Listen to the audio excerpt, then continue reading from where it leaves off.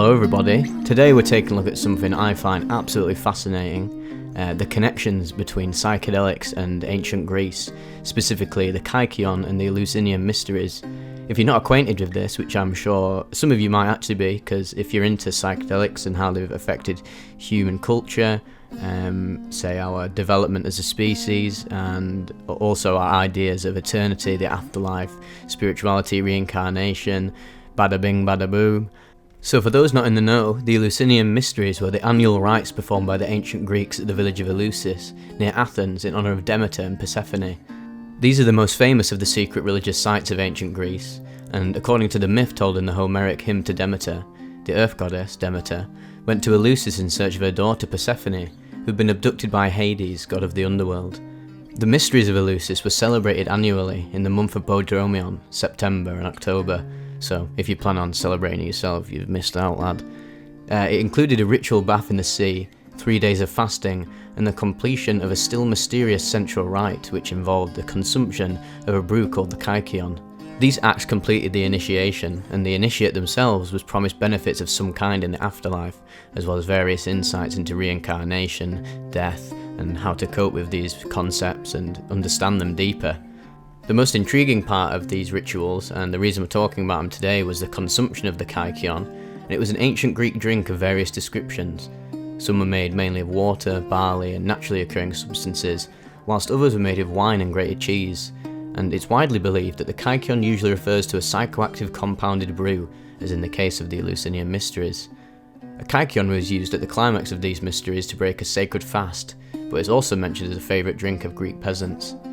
It's actually mentioned in the Homeric texts. The Iliad describes it as consisting of Pramnian wine, barley, and grated goat's cheese. The Iliad is one of two major ancient Greek epic poems attributed to Homer, the other being the Odyssey. It's one of the oldest extant works of literature still widely read by modern audiences. The most intriguing aspect of the consumption of the Kaikon is actually the fact that it was possibly parasitized by ergot, which is a fungi containing LSD-like psychedelic alkaloids, and that these psychoactive properties of that fungus triggered the intense experiences alluded to by the participants of Eleusis. In what was an extremely fascinating discovery, ergot was found in a temple dedicated to the two Eleusinian goddesses excavated at the Mas Castelar site in Girona, Spain, and it provided some possible support for this theory. Ergot fragments were also found inside a vase and within the dental calculus of a 25-year-old man, providing further evidence of ergot being consumed. This finding seems to support the hypothesis of ergot as an ingredient of the Eleusinian Kaikon. Since there are so many deep connections involving visions and conjuring of an afterlife, with mystical states found in psychedelics that can be induced with the right dosage, the right set and setting, now scholars believe that the power and longevity of the Eleusinian Mysteries, a consistent set of rites, ceremonies and experience that span 2 millennia, actually did come from psychedelic drugs. There's a really great article from Greek Reporter that details more of this, and I'll link it in the description with all the other sources that I read from in this video. And it says that, from the little that is known about the ritual, experts believe that participants would walk along the sacred way in a parade that lasted 10 days until they reached the Temple of Demeter in Eleusis, where they would take a sip of a sacred drink called Kaikon after days of abstaining from food. And also, if you know how effective psychedelics are on an empty stomach, this would also add credence to the intense vision that they experienced. The fungi ergot grows naturally on grains such as barley and rye, and produces alkaloids in the body when consumed, which can produce hallucinations, convulsions and psychosis. In small doses, the substance produces a psychedelic trip much like those of drugs such as LSD, and this is because the drug LSD was developed by Swiss chemist Albert Hofmann in 1938 when he was conducting experiments with lysergic acid, which is produced by ergot fungus. So experts believe that the drink Kaikon, the concoction drink during the secret rites, likely contained ergot fungus and produced psychedelic effects when consumed.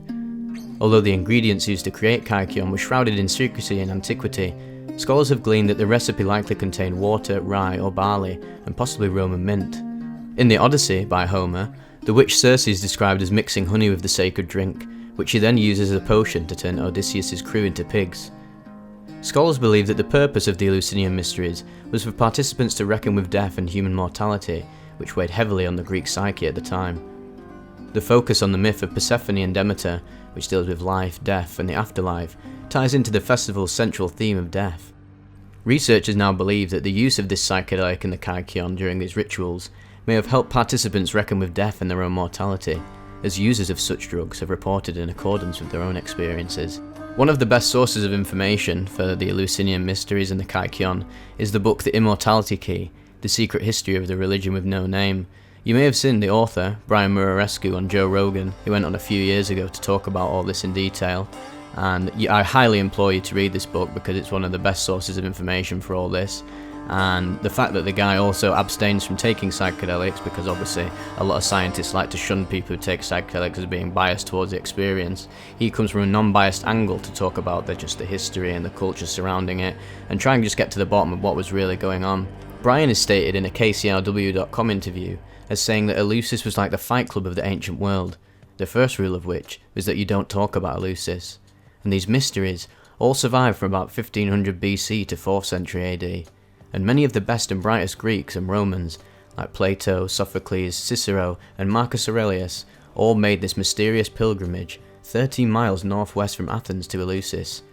Today, it's a small town, Eleusina, but historically, it was the spiritual capital of the ancient world.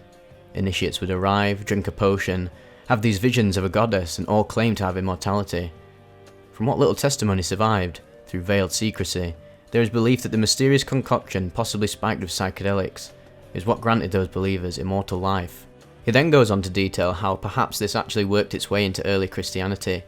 He says, "It goes right into the heart of Christianity, and I call it Paleo-Christianity, those first 3 centuries after Jesus. Remember, Christianity is illegal. It's not decriminalised until Constantine in the 4th century AD. So what is going on in that time period? I've been saying that I think it's impossible to understand Christianity without understanding the Greek world into which it was born. The New Testament is written in Greek, not Hebrew. Paul is writing letters to Greek speakers like the Corinthians. Corinth is today only 1 hour west of Eleusis, this famous spiritual capital. The odds of the Corinthians not knowing about Eleusis is very small. Some may even have relatives who themselves were initiated into the practice. So I look at the New Testament and the Gospel of John and rely on very mainstream biblical scholarship to figure out what was going on. There are so many parallels that I track through the Gospels, like the famous water to wine miracle, and Greek scholars refer to that as the signature miracle of Dionysus. We have many stories from the antiquity about water miraculously turning into wine.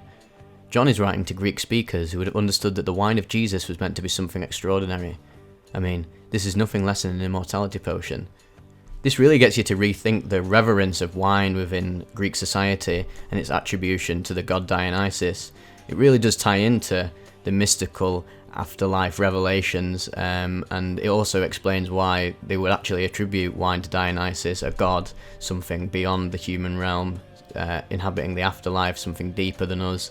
They weren't just literally getting pissed up on wine. Obviously they did like to get pissed up on wine, but obviously it goes deeper in the fact that this wine was actually able to produce these extremely profound psychedelic visions that gave them insights into immortality, life after death, their place on the earth, and etc. An alternative theory to ergot being used in the Kaikon is that DMT may have been incorporated into it, which occurs in many wild plants of the Mediterranean, including Phalaris and acacia. For the DMT to be active orally, like in ayahuasca, it must be combined with a monoamine oxidase inhibitor such as Syrian rue or Peganum hamala, which grows throughout the Mediterranean. So there we go, something to think about. Other researchers have suggested that maybe psychoactive mushrooms were a candidate for the Kaikon, and a recent hypothesis suggests that the ancient Egyptians cultivated Psilocybe cubensis on Bali and associated it with the deity Osiris. It's truly fascinating stuff, innit? And I hope you've enjoyed this little overview of the connections between psychedelics and ancient Greece. I'm going to do more videos like this in the future about how psychedelics have affected culture and how they possibly were interlinked with various religions throughout history. We could go into so much stuff like Soma in Hinduism, and there's just so much to talk about. And if you enjoyed this, please let me know, and if you'd like to see more, let us know anyway, but I'm still going to do it regardless. So yes boys, see you later.